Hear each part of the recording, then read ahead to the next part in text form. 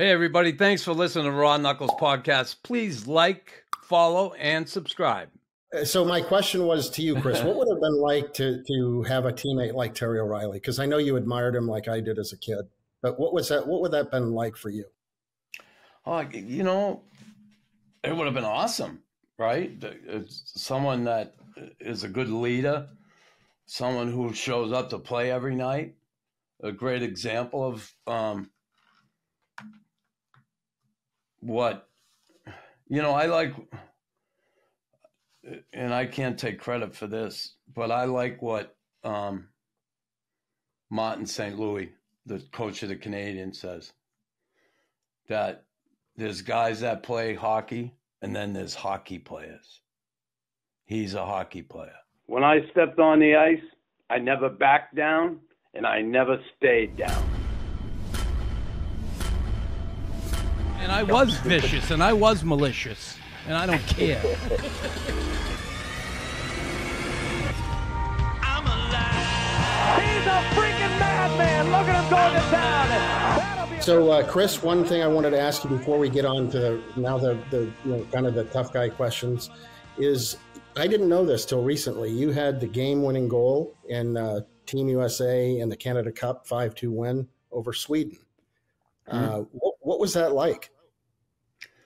Well, it was awesome to be able to represent your country, especially a guy who played the game the way I did in a international competition. To be able to get that opportunity, it was awesome. It was, listen, I remember that year, and Badger Bob, we were playing Canada 5 times. I mean, they had Gretzky, Lemieux, Howard, Chuck Clay. That team was ridiculously talented. Ray, Coffey. I mean, they were incredible. And I remember Badger Bob saying, we need they got a great, talented team there, and tough team too. They had Talk at Wendell Clark. We're playing exhibition games against them. I don't know how many we had. And Badger Bob, I remember going to the tryouts, working my ass off, and I made a place for myself. And he ended up cutting Brett Hull. Yep. He cut Brett Hull, kept me. And I remember Brett Hull come out and said, imagine they keep niling over me. But Brett Hull was a fat fuck. That's why he didn't make the team. Okay? Not because Brett Hull isn't a great goal scorer, but he was a fat fuck.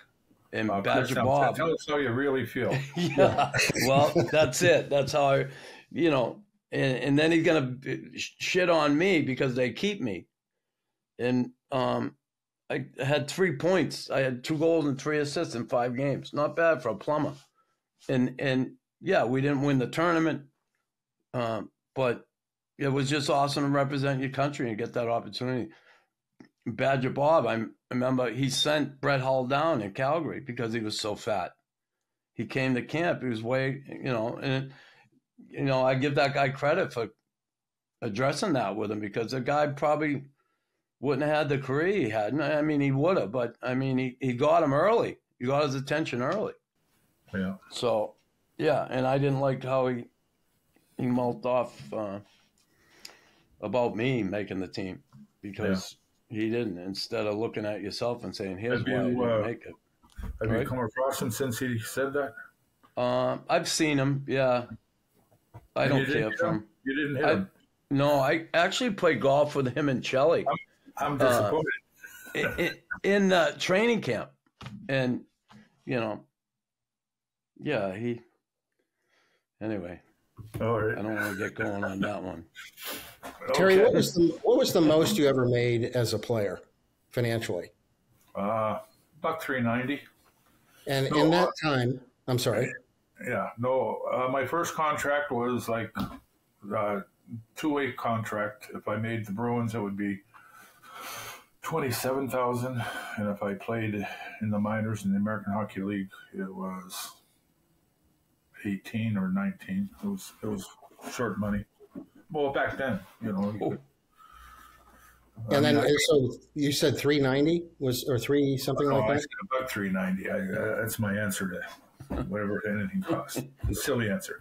But I got a $25,000 signing bonus to sign my first professional contract because St. Louis had offered me a 4-year scholarship to go to play for their Billikens and go to school there. And that was worth $25,000 if I figured out what the tuition was for 4 years. And I told the Bruins that. I told Gary Young scouted me and was trying to sign me. And I said, if I sign this contract, I know I'm going to the minors because they just won the Stanley Cup. So I'm going to be giving up $25,000 guaranteed in education for $18,000 playing in the minors. And without hesitating at all, he gave me a $25,000 bonus just to sign the contract to turn pro, basically giving me a scholarship up front. And so I signed it and started playing for the Boston Braves. So what was the highest you ever made? Was it like 275 or something? Yeah, it was around 200. Yeah. At the time, was that good money? It was good for me. Okay, so, and Chris, what was the highest you were ever paid? $325, I think, ballpark. Okay. That was at the end in New I'm York. going to go back and talk to Harry. I think he owes me some money. Well, Harry didn't pay me, so I don't think Harry liked to pay anybody. Is what I. that was in New York. Yeah, he was fiscally responsible. Yeah. You know, you both have a tie to New York because Chris, you said the most devastating part of your career was leaving the Canadiens, and you felt like you were it broke you, and then you end up in New York, and then Terry ended up being an assistant coach there. But when you left New York, what happened? Why did you leave, and why did you want to be traded? I was snake bit there, but God, I hurt my knee, my third game, ligament. I broke my arm twice. I had a that hockey hernia tear. How did you break your arm twice? First, I went into the net in Montreal head first, and I got my arm up and I snapped it. Yeah. And then I was playing in a playoff game against the Islanders, and I was coming through the middle looking back for a pass, and Ken Baumgartner stood up on me, and I went to get my arm up because went to elbow him in the face as he was coming at me and had his stick up, and my arm broke his stick, and I broke my arm again. Same place? So, right next to it. Yeah. The guy said, you'll never break this arm again where it calcified. Well, you'll never break it in that spot, but if you break it again, it'll be next to it, and it happened. So, yeah. And I was snake bit with injuries, and I wanted, always as a kid, to play for the Boston Bruins. And I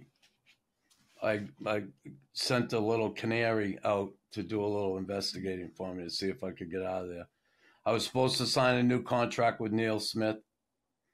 He didn't want to sign me. He said, I'll sign you at the end of the season. I talked to him about it. He said, I can't do it, the injury. I said, well, I don't want to play here anymore then. You did give me a word that we're going to do the contract. And he said, well, I'm in a tough spot. You've had these injuries. I said, well, I'm in a tough spot too. I don't want to be here anymore. So we went back and forth, and then, they called on me, and I ended up, I remember I was up Vancouver salmon fishing, and my mother called, because there were no cell phones back then, but my mother called the people I was with, and she let me know I had my dad there with me, and that I got traded to the Bees. And that was at your request, correct? Yeah. And what made you want to go there? What made you, because you... I wanted to fulfill my dream of playing for the Boston Bruins. That's all I ever wanted to do when I was a kid. Not play in the NHL. Play for the Boston Bruins. And yet you've said that you felt like a turncoat, like, because everybody was throwing stuff at you in the stands when you were with the Canadians and Nyland sucks and, all that stuff. And then you felt like, what am I doing here at one point? At least that's what you had said. But my father didn't want me to come back. My father said, don't come back here after the shit you went through here. And I mean, Dad, I always wanted to be a Bruin. Come on. And, in hindsight, would I do it again? Yeah. Like I'm grateful that Harry and Mike, I know Mike had a lot to do with it, brought me to give me that opportunity. I only wish it was when I was 20 years old. Yeah. Like when it all started, because I got there at the end. I was beat up. I was beat up. And I felt I still did my job, but I felt I couldn't give as much as I would have liked to, because it was the perfect team for me, and being a kid from. For the rest of his life, he's a member of the Boston Bruins alumni, and that's a great group to watch. Yeah. Have you ever played for the alumni, Chris? Oh yeah, I have. Yeah, when I was living back home, they had me there. It was awesome, and a great group of guys. Group. Frank Cinnetti's running it now. Yeah. But, Nifty ran it for a few years, and Bob Swing, and it's a great bunch of guys. Super bunch of guys. A lot of fun games and a lot of money raised for charities. Yeah. And Terry, you had said that towards the end of your career, you thought you stayed 2 years too long. You said you'd lost a step. And I'd blown my knee out. It was a major reconstruction. All the ligaments and some cartilage. I had a cast on my leg from groin down to my ankle. It had at first it was a solid cast, and after a couple of months they switched it to a cast with a big metal hinge so that it could flex a little bit. But I didn't think I never got back to the speed I had before that injury, and at that time in my career with my age, and the game was getting faster. The game was they were reining in the fighting and depending more on speed, and that worked against me as well. And then I think you even got hurt while you were rehabilitating. You were training so hard that you got hernias from training. Yeah, that was I was training. One thing that you do when you have a knee injury is you do a lot of those leg raises. You sit on the bench and put weights on, and you put your feet under the bar and lift your knees up off the ground to straighten your legs up. You're working on your quads, and it also is working on your lower abdomen. And I had a sharp pain in the right groin area. Went to see the team doctor, and he said, "You got a hernia, and we're going to have to operate on that." And then I said, "Well, if you have pain there, does it travel all the way over to the other side?" And he said, "No, let me look at that." And he said, "Oh, you got two hernias." So they wanted to operate. I had already been in for a shoulder repair, and they wanted to operate on one hernia and have me come back in 2 or 3 weeks and do the other one. And that would have been 3 surgeries spread out over the summer. And the last one would have been very close to training camp. And I said, "That's not going to work. I fixed them both at the same time." He said, that's going to be very painful. And I said, "Well, go through it once." So they did the double hernia repair and gave me a little bit of an extra start at training camp, but not much. And one more injury story is that I think I remember you telling me that you got into a fight with Bennett Wolf and you pulled your rotator cuff during the fight. And you went to the team trainer, doctors, whatever. They told you it's fine. There's nothing wrong. You played almost the rest of the season. And then the doctor said you were fine. And then you went to an independent doctor and they said, "Oh, you've got a torn rotator cuff." and then you got a phone call from Tom Johnson. If I remember correctly, it's a long time ago that you told me this. Do you mind sharing that story? Well, it was right around Christmas, the holidays, and I got into a scrap. I got my right hand tied in to his jersey, and he was a big boy, and he shook me a little bit, and I lost my balance and dropped, and it jerked my arm way up here and tore the rotator cuff. So, but I didn't know that. Had the team doctor look at it, and he said, "Oh, it's just a sore shoulder. Rest it for." So I missed 3 games, and then I came back, and I said, "It's still sore." Coach said, "Can you play?" I said, "I can play, but I can't make a rink-wide pass. I could not take the puck, and if I was over in the right boards, make a hard pass over to the left boards." And I said, "I can't shoot. I can pass short passes. I can just use your feet, Terry. Just use your feet." I can't shoot the puck. So if you want me to play with those limitations, I will play." And so they played me for the rest of the year. And after the last game was over, I said to the team doctor, Bert Zarens, I said, "Bert, this shoulder is still terrible, So, "Oh, Terry, the season just ended yesterday. Just go home and rest it for a little while. Rest it for a month." So I put a mark on the calendar, 30 days. And it didn't get announced better. I called them up and said, "Bert, this shoulder isn't getting any better." So they took me in and scoped it to see what was going on in there. And while I was under, they had to really cut it open and repair it. So I thought I was going in for an exploratory surgery, and I woke up and Bert was there, and he said, "I'm sorry, Terry, I didn't catch this. Your rotator cuff was torn right off." Oh. So I'm heavily medicated. They've just opened me up and sewn this whole thing back together, and I'm in a big splint where I can't move my arm, and the phone rings, and it's on my right side, and I'm trying to get over there and answer it. How are you feeling?" I said, "Oh, not bad. I just came out of surgery and a little groggy." And he said, "Terry, why did you wait so long before you went in to get that fixed?" I was under pain medication, did I hear that? I looked at the phone and it just was click. Played the whole season torn up like that. Yeah. Kept saying the day of the playoffs or the season was over, something wrong. Okay, Terry, I wanted to ask you about Derek Sanderson. And you've shared a couple of stories, and we've read about them, about the incident in the locker room. And would you mind sharing that, as well as your conversation with him after, when he came back to the Bruins, and had a long conversation with you, if you remember that stuff? But I do. John, Derek has come a long way back, and Hasn't I'm he? not sure I want to, well, it's in magazines. It's not like you're telling something out of school. I know.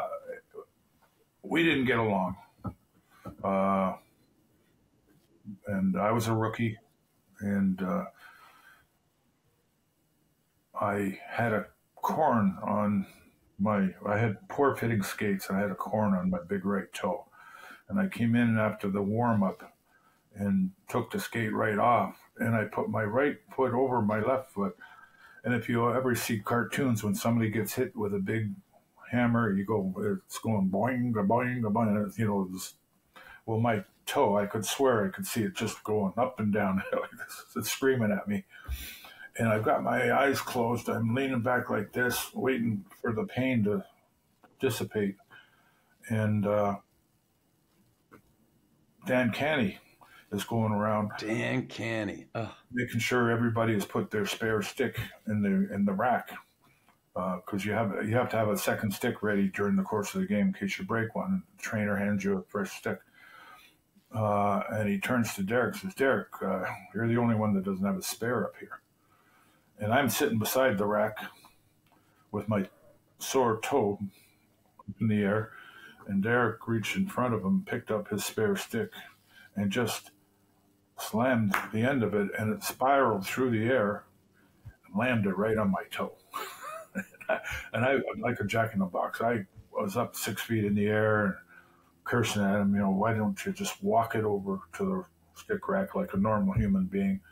And he said, go fuck yourself. And I crossed the dressing room in record time. I was on him like a cat. And I was separated. Esposito, Hodge, and there's 3 guys that pried me off of him. So it was pretty serious. And then didn't he get up and kick you in the face? Well, see that John, I really don't want to. Yeah, he did. He didn't have his skates on. He kicked and split my eye open, and I went in and got stitched up before the game. I'm getting stitched up, and I'm sitting there. I was terrible during the game. I couldn't even think about the game. I was just thinking, gee, my career is over in Boston. I started a fight in the dressing room with not just one of my teammates, but one of the teammates of the championship team. I figured I'd come out on the short end of the stick with that one. So I'm sitting there after the game, sort of running through this, analyzing it. And I said, well, if I'm gone, I'm going to go out swinging. I crossed over the room and drilled them again. Then they closed in, and 3 or 4 guys are holding me back. And I said, Derek, you're not always going to have 3 or 4 guys to hold me off you. Whenever I see you, I'm coming at you. And since then we've patched things up.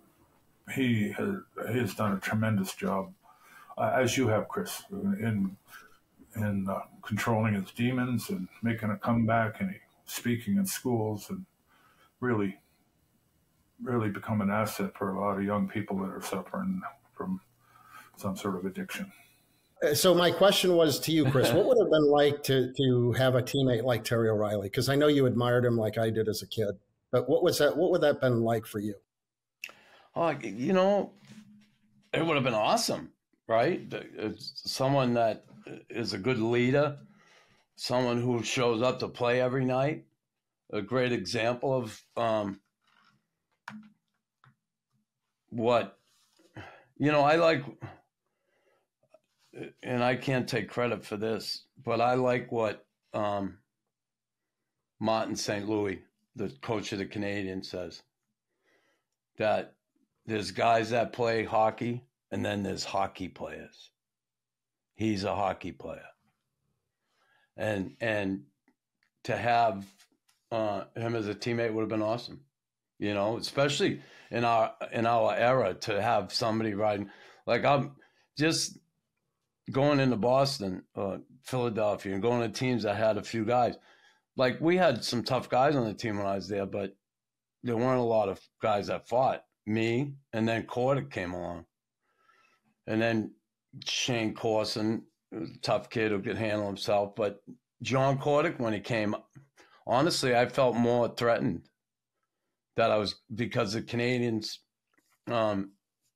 we didn't have 2 or 3 guys. Larry could take care of himself, and, we didn't have any D-men that were really fighters. Mike McPhee could fight, but, he wasn't a fighter. How long was Loopy in there? Who? Phil's Loopy in. Oh, Loopy was there my first year. He got traded when I came. Yeah, I had a couple scraps with him. Yeah, you scrapped him a few times, and I was with Tremblay was a good fighder. Mario could fight. Yeah. Mario could fight, but he, Bob Gainey didn't fight, but he was never a tough guy to play against. It was really hard. Excellent skater, played the body hard. But Taz, I would have loved him as a teammate. But a guy like John Cordick, when John came in, God rest his soul, I kind of felt a little more threatened because I was getting a little bit older. I was like 26. Yeah. And I know they're getting ready to bring a Wouldn't new you guy like to in. be that old now? Right? I know, really. God, 27. And he died from a drug overdose? Yeah, he was he was in Quebec City in a, I think we're losing Terry. yeah, we are again. He's playing games. Okay. There he is. He, Yeah. I believe he was in a hotel room in Quebec City making noise or something. He just broke up with a girlfriend. I don't know the whole story, but I think he was drinking and doing drugs, and the police came, and I don't know what happened, but was he a good teammate with you? Did you guys get along? Yeah, I got along fine with John, but John never wanted to fight. And, you know, he was told if he ever wanted to make it in the NHL, he had to fight, and you know, it was no secret he was on steroids, and you know, that shit make you crazy right there. You know, I don't know. Could he have done the job without the steroids? I don't know. Because that stuff does make you aggressive. I've never been on it, but I know the effects of it. And yeah, but you know, he's a good kid, but he struggled with it a bit. His dad didn't want him to fight, really. He didn't like that part of it. John, you know, he did it because it was his only path. Because, you know, and no disrespect, it's just he wasn't as good a player, you know, as other guys that could play before. I don't know too many guys that enjoyed that part of the game, you know. They did it, but I enjoyed it, to be honest with you. I enjoyed as long as I could play. And I'm not going to sit here and say it was easy. I didn't have a tough time with it. I did. But I genuinely and really, I really liked sticking up for my teammates. And I know it was a hard job and everything. And it got tougher as I went on. But I don't know. I just think there's something admirable about that when guys like you, like myself, and other guys around the league are able to defend their teammates and help guys out who lack in that area. And yeah, I agree with you, Chris, but it's very hard if the coach chooses to sit you at the end of the bench like a nuclear that way. Yeah. Saying that. Yeah. I hate that. You're allowed to play hockey. You're just be sent out when somebody's bullying one of your teammates. Yeah, that's to me that fun. You know, that was, I couldn't do it. I said that at the beginning. I could never. I wouldn't have played. Yeah. I would have been. They wouldn't have been able to deal with me. I wouldn't have been I had happy fella. One coach that treated me that way, and I had a chat with him. So. And at the time, I know, Chris, during the playing days with interviews, you said you didn't want to take fighting out of the game because it kept players honest. No stick work, all the other stuff. And Terry, when you were playing, did you think it should be taken out of the game? Not completely. What I loved about the game is you have two players competing against each other so hard and so intensely that they're willing to drop their gloves. I'm not saying that they have to drop their gloves and fight, but the level of intensity to play in a National Hockey League is there. A fight can break out any minute, any shift. If you eliminate that completely, I don't think you're fully testing the courage of the players. I'm talking about all the players. The skill players that are eligible for the Lady Byng, they have to play in that atmosphere against some of the toughest, meanest guys. And how they play, how they keep their mind on their game and perform under those circumstances. I think it's, as a fan of hockey, I like looking for that. And in today's game, do you think fighting should still be in it for both of you? I don't think they should eliminate it completely, because then it allows some really underhanded stuff to go on. I know there's 3 officials on the ice, but you can still get away with little butt ends and spears behind the play that are only addressed by somebody's teammates, So that's my feeling. Yeah, well, I couldn't agree more. Again,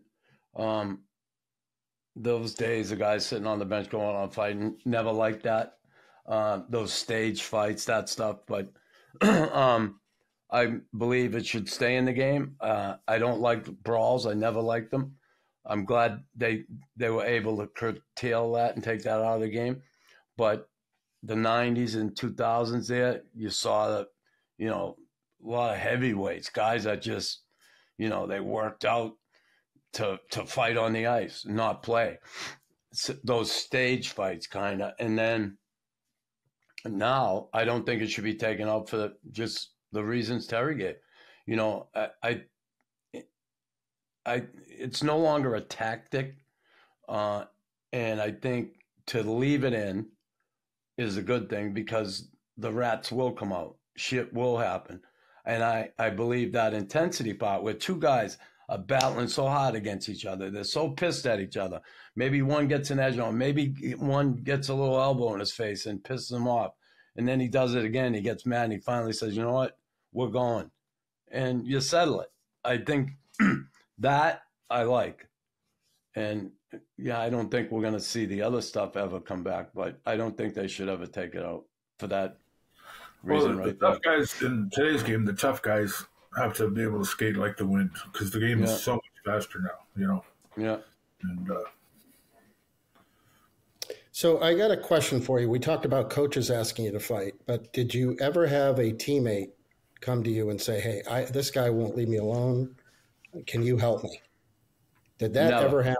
Never. I never did. And listen, I think being a guy who does that job, if you're not aware of what's going on and not willing to take care of it yourself, then the teammate wouldn't have to tell you that because you got a problem. You'd see it. Yeah, you'd see it. It would be more likely to go up to him and say, "Don't worry about that guy. We'll take care of it." Now today you may not see it because you're looking at a fucking iPad, but they're on the bench like, "Oh, I hit the post." Yeah. Right. And you guys were both coaches. I know that at one point, Chris, you were an assistant coach under Jacques Lemaire, I think. Yeah. And Terry, you were the coach with the Bruins and then assistant with Glenn Sather and Schoenfeld. And what was that like for you, Chris, to be an assistant coach? Was it hard for you to? Very hard. And what was the reason? I took the place of Larry Robinson, two different personalities. I wasn't a defenseman, but again, you don't have to, it's not fucking rocket science changing D-men. But I don't have the personality for an assistant coach. Lemaire, who I loved and admired and respected, that's on the flip side the same way with him. And he gave me an opportunity. We went over the systems that he has in place and, he sat down with me. I told him, how would you explain it to the team if you had to do it? And I showed him what I do. And he had the confidence that I could. The players felt as though they had two head coaches. And a couple of guys, Danico, I fought. Then Stevens, I fought. Both of them didn't care for me. Two defensemen. And John McClain. And they were big devil guys with Lou, and they made it difficult. And it was a year after Stanley Cup, and I'm not making excuses. I'm taking full credit for my inability to be assistant coach. But it's that Stanley Cup, you win the cup and they say the hangover. Yeah. Some of those guys just didn't dig in the following season. They won the cup. They achieved something that was, I believe they would have never achieved if Lemaire wasn't there. And they kind of quit on him. Would you have wanted to be a head coach? Well, I did. I went down to East Coast Hockey League, and I coached there for 2 years. I got coach of the year my first year. I had an expansion team. I loved it. I enjoyed it. And the team moved from Maryland down to Jackson, Mississippi, and I didn't want to go to Jackson. You got to be willing to just go anywhere. And at that time, I didn't want to make the move. I was hoping to get to the American League. And Pat Burns was the coach of the Bruins. Mike O'Connell was GM. And Pat was really pushing for me for the job in Providence. And Peter Laviolette was also in the mix. And Pat called me the night before and said, you're going to get a call from Mike tomorrow. You got the job, blah, blah. So I was really happy. And then I got called the next day, and Mike told me that I didn't get the job. Peter Laviolette got the job.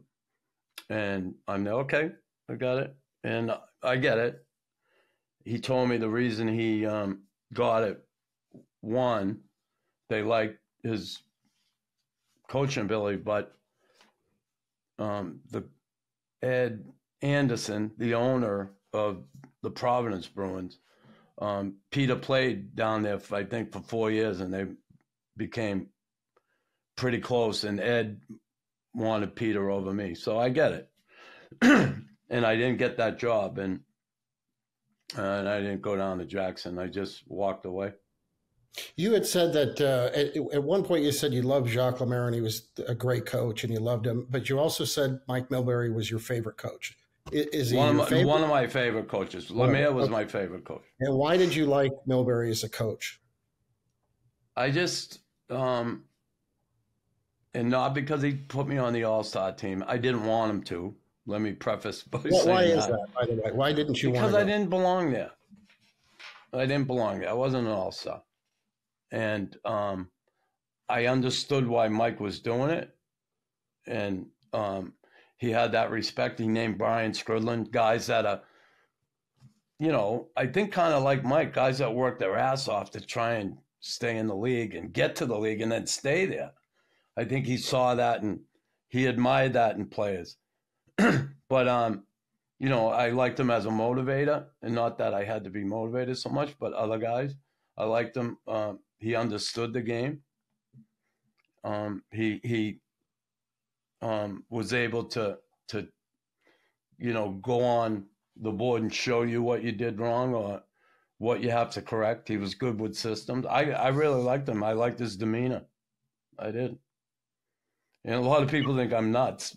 But, well, Mike's a smart guy. Yeah, he's a very intelligent guy. And a lot of people, this about him, that.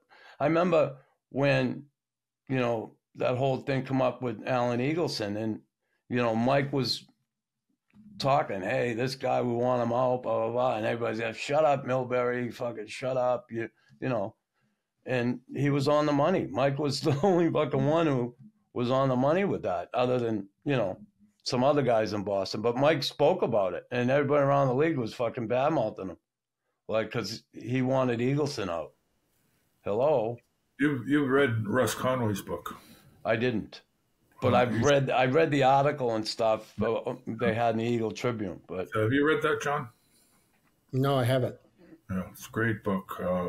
It's got everything that Eagleson did. He was just in it for himself. Yeah. So, and Ray Bork told me, I got to meet Ray Bork with Terry one day, and he told me that the best coach he ever had was you, Terry. What was it like for you as a coach? Did you enjoy being a coach?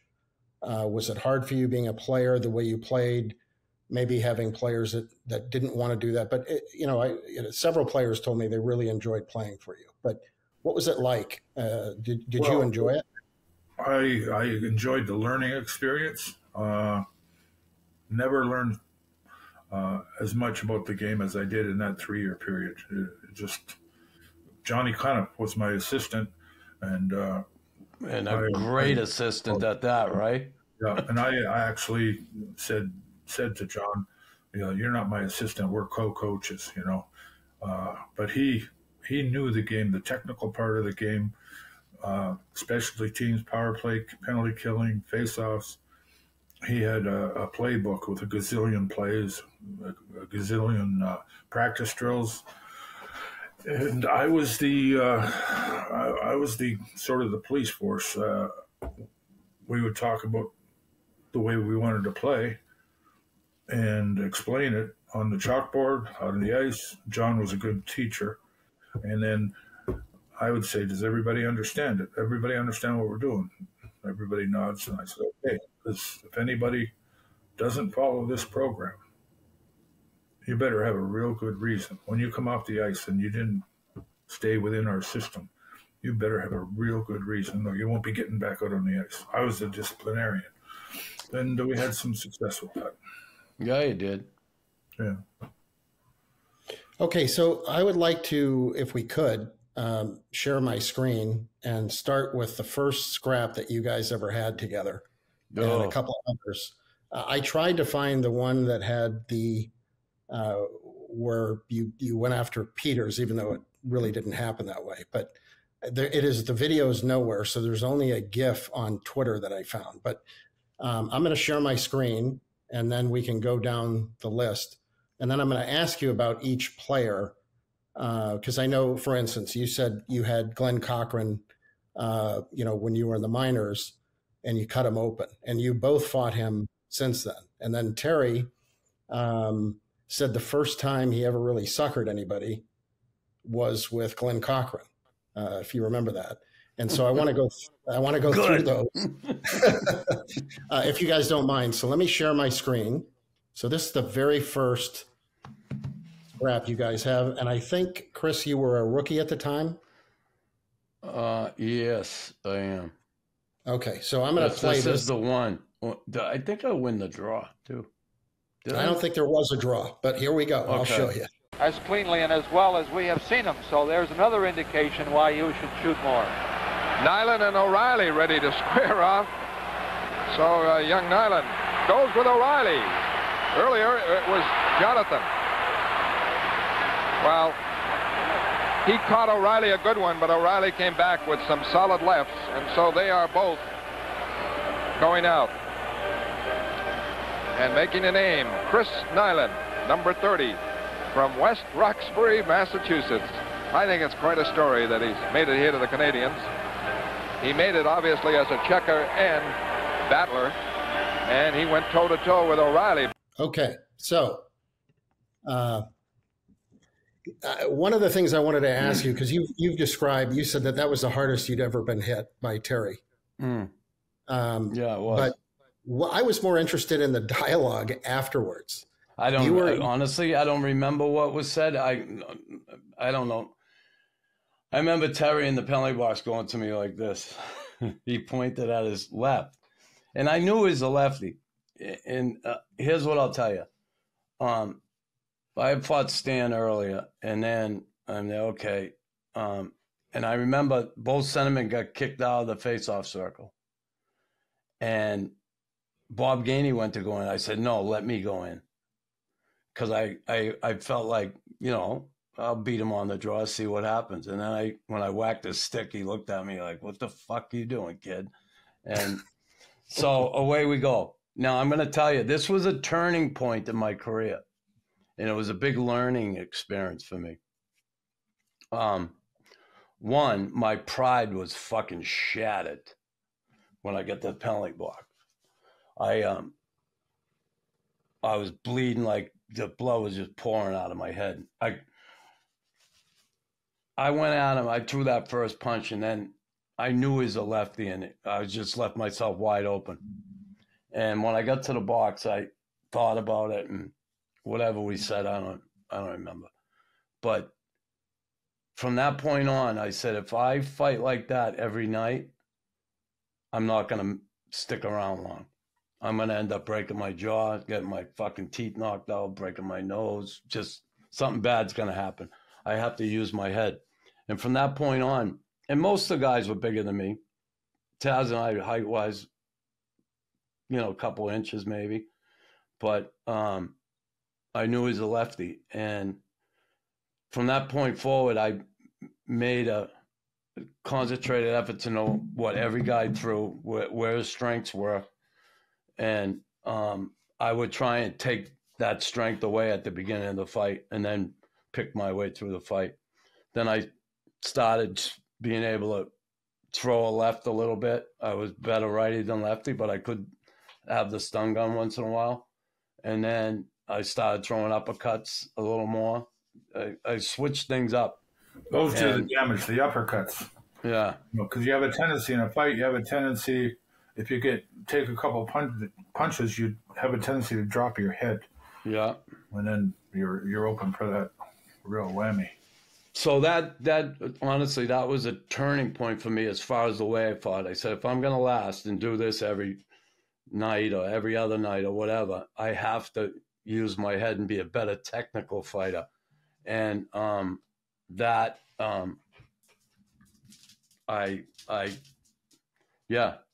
applied that. And you had 2 or 3 fights with Stan Jonathan, and I was surprised because I never saw you as a kid. I moved from New Hampshire, who I was a Boston Bruins nut. So you started after I moved to Arizona, and there was no hockey in Arizona. So I really didn't get to know you till much, much later. But I was so surprised that you hung in there even with Stan, 3 different fights. Stan was very tough. And Terry, you told me that even though he was small, he was as strong as any. He was as broad and strong as any man in the NHL. And he had that his waist face, up, right? Waist up, he was like a wedge. Very, very powerful. And a lot of guys underestimated his strength. And his toughness. I mean, if you punched him in the face, then he wouldn't budge. He would smile. That's very disconcerting if you're, and he just didn't slow down. So. Okay, so here's another clip I'm going to share. I think this is one of these where, let's see here. Oh, here's the one of unfortunately, I don't have the video. It's more of a GIF, so there's no sound. This is the Pete Peters incident. I'd love to get the commentary from both of you, especially Terry, after the game. So this is very brief.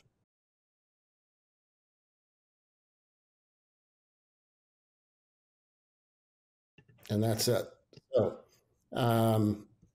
Chris, what happened in the back? I think it was, Peters did a lot of acting on that deal. Here's what happened. Pete Peters gave me the stick between the legs one time, and I let it go. I didn't do anything that time. And then he did it again. And I turned around. I went by after play in the zone. I said, do it again. I'm going to take your fucking head off. Fuck you. We had the face off. We lose the draw. They get the puck. Boston's going the other way. I'm going on the back check to go ahead of my defenseman, keep him behind me. And I said, you know what? I said I was going to fucking get him again. He gave me another jab, back of the leg. So the play's going up our end. I turned around. I said, fuck this. And I came back and I cross-checked him. And then, he had a fucking cage on. It was not like he was going to get hurt, but I was just making a point. And then I turned around, and the thing is, the play went on for a little bit up the other. It's like the Bees had a power play because of me. And then all of a sudden I seen Terry coming, and Collins was trying to get in the way, and my back is in the corner. I'm like, okay. And he's fucking ramming down the ice. And I said, I got to protect myself here. I have my back to the wall. And I know Kevin was trying to get in the way, but it's not like I had to throw a punch. He was coming at me. And I remember what he did that first game when he hit me, and I didn't want to get that again. And I'm going to tell you, my hand hurt for 2 weeks. I fought 2 nights later in Philadelphia, Dave Brown. I was like, every bone in my hand went right up. It felt like right up to my shoulder. I couldn't hold my stick.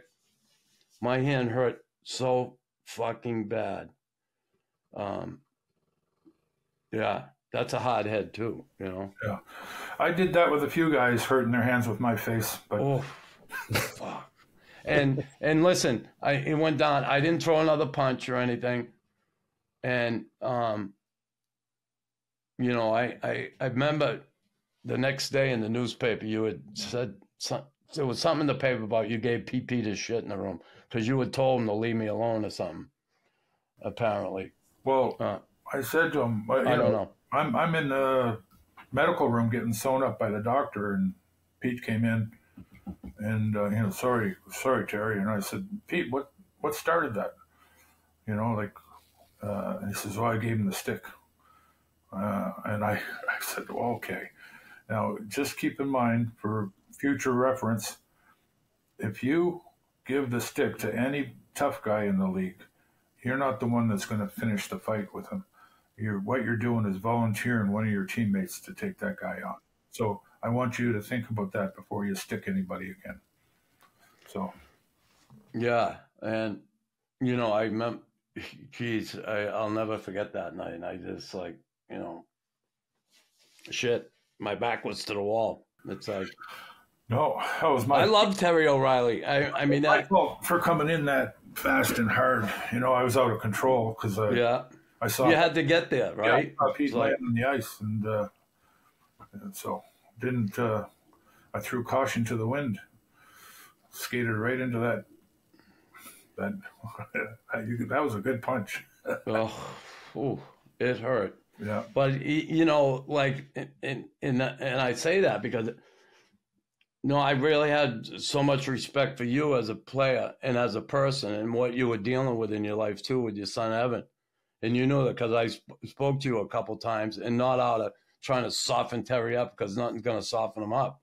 It was out of true, not empathy, but sympathy for your son and what Evan was going through and what you were going through as a dad. And I couldn't imagine having to play the game and then coach the game and also have that on your mind constantly. So I had the utmost respect for you as a human being and a person. I did. And obviously the way you played the game, but thank you, Chris.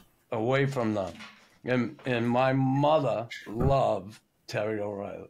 Was she mad at you for punching me out like that? No, she wasn't, but she was kind of happy. She said that kind of evens the score. He made you bleed. You made him bleed. Yeah.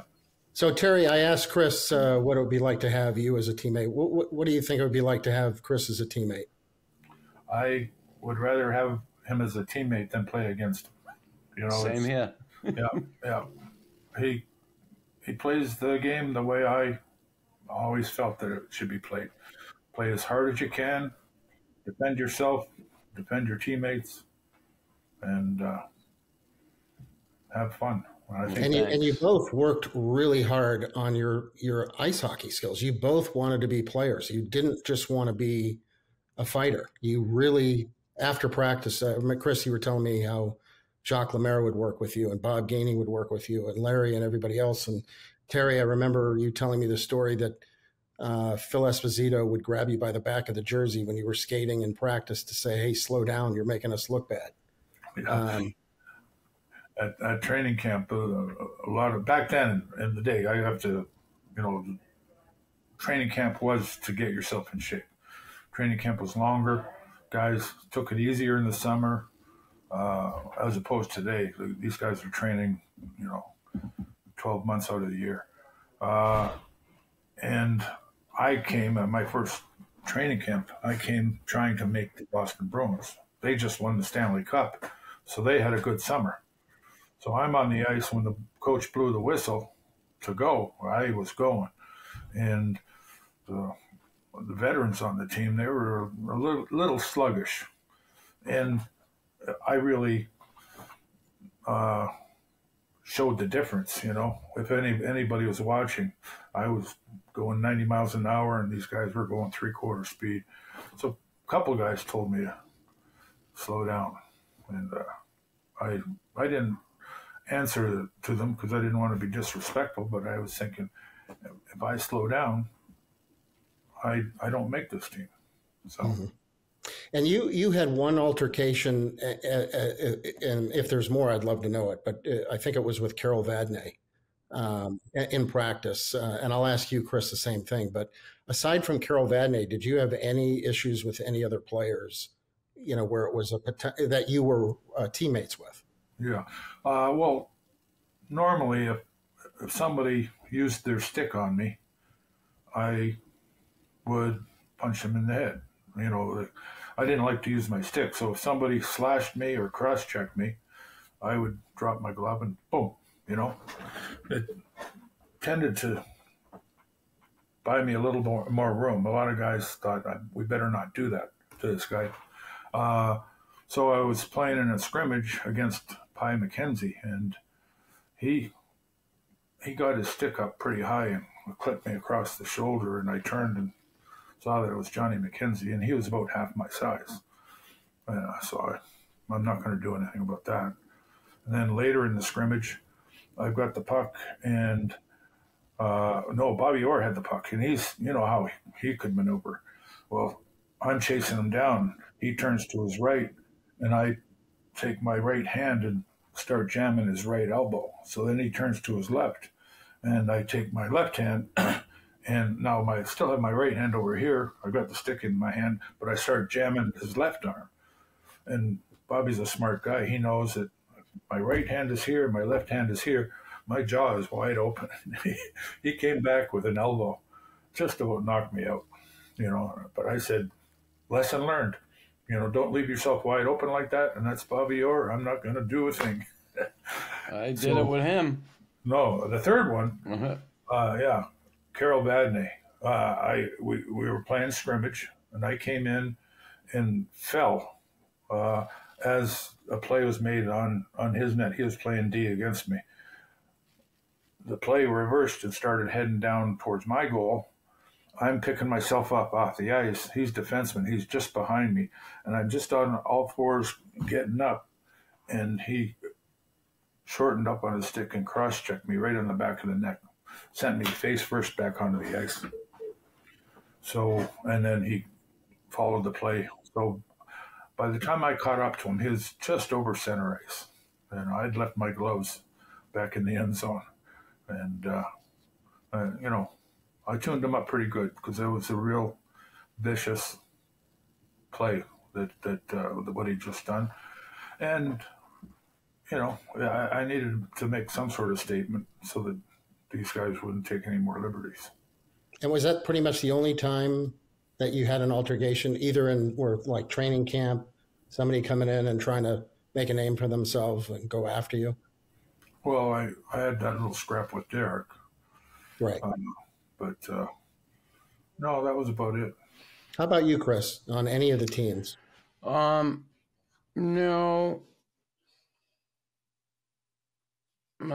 Just training camp stuff. Like Jeff Brubaker came into training camp and stuff like that, and I'd fight, but not with teammates. I had one incident with a teammate, Stefan Richer. He was a rookie, and he was kind of floating in practice, you know, not pushing it. And we were scrimmaging, and I ran him in the corner and knocked him flat in his ass. And he was pissed off, and I was going back up the ice, and he came by and he gave me the stick. He didn't hit me with it, but he just missed me. And I fucking gave him a two-hander right in the back of the knee, and he went down. And then everybody come in, and, you know, then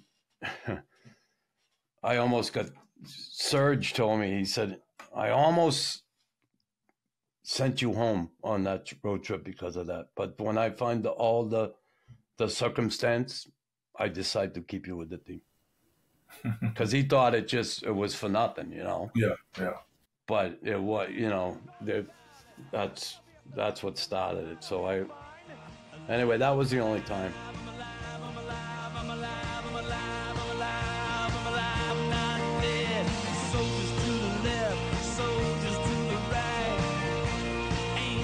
Hey, everybody. Thanks for listening to Raw Knuckles Podcast. Please like, follow, and subscribe.